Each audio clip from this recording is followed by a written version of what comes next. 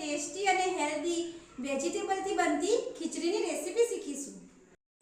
ખીચડી બનાવવા માટે આપણને અમે એક બટાકું લીધું છે, એક ટામેટું લીધું છે, અડધું કેપ્સિકમ લીધું છે, એક રીંગણ લીધું છે, એક ગાજર લીધી છે, થોડા સિંગદાણા લીધા છે, થોડું ફુલેવર લીધું છે, 100 ગ્રામ તુવેરના દાણા લીધા છે, 2-3 નંગ ડુંગળી લીધી છે નાની, આદુ લસણ મરચાંની 1 ચમચી પેસ્ટ લીધી છે, મીઠું સ્વાદ અનુસાર લઈશું, જીરું છે, 4-5 લવિંગ છે, તમાલપત્ર છે, લસણની 4-5 કળીઓ સમારેલી છે, હળદર 1 ચમચી, 1.5 ચમચી લાલ મરચું અને ખીચડી ધોઈને મેં પલાળી લીધી છે। ખીચડીનું મેજરમેન્ટ માટે મેં આમાં 1.5 કપ વાટકોમાં 1.5 કપ ચોખા હતા અને એનો અડધો કપ મગની દાળ ખીચડી ધોઈને મેં 10 મિનિટ પહેલાં પલાળી લીધી હતી। હવે ગેસની ફ્લેમ ચાલુ કરીશું અને ગેસ પર કુકર મૂકીશું। પછી એમાં 2 ડોકલી તેલ નાખીશું, 1 ચમચી ઘી નાખીશું, પછી એને થોડું ગરમ થવા દઈશું। હવે તેલ ગરમ થઈ ગયું છે તો એની અંદર જીરું નાખીશું। આપણે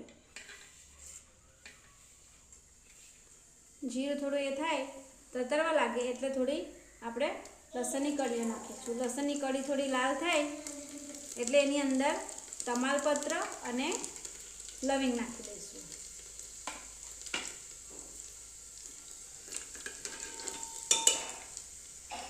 પછી એની અંદર આપણે આદુ લસણ મરચાંની પેસ્ટ નાખીશું। ગેસની ફ્લેમ ધીમી રાખીશું। પછી ટામેટાં નાખી દઈશું। પછી ધીરે ધીરે કરીને બધા જ વેજીટેબલ આપણે અંદર નાખતા જઈશું।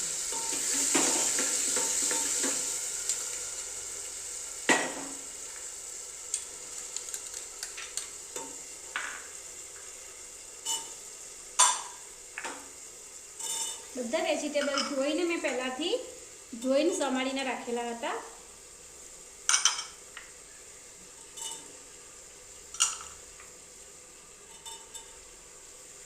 બધા વેજીટેબલ નાખાઈ ગયા પછી આપણે હળદર અને લાલ મરચું નાખી દઈશું। પછી એને મિક્સ કરીશું।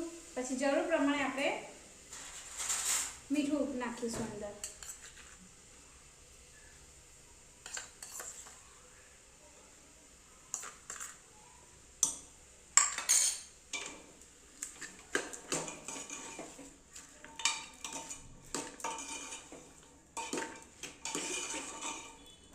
હવે આપણે એની અંદર ખીચડી નાખી દઈશું।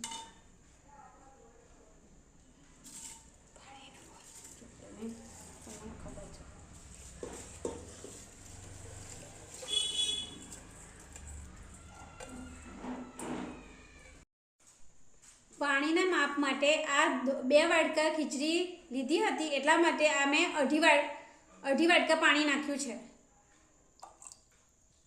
તમે ઢીલી કરવી હોય તો તમે થોડું એક્સ્ટ્રા પાણી પણ અંદર નાખી શકો। હવે આપણે કુકરનું ઢાંકણું ઢાંકી દઈશું અને 15 મિનિટ માટે મીડિયમ ટુ લો ગેસ ઉપર ખીચડીને થવા દઈશું।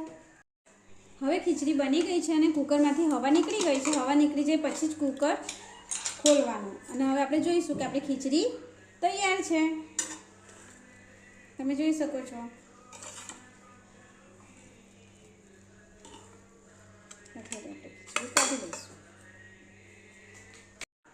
ટેસ્ટી અને હેલ્ધી વેજીટેબલ ખીચડી તૈયાર છે।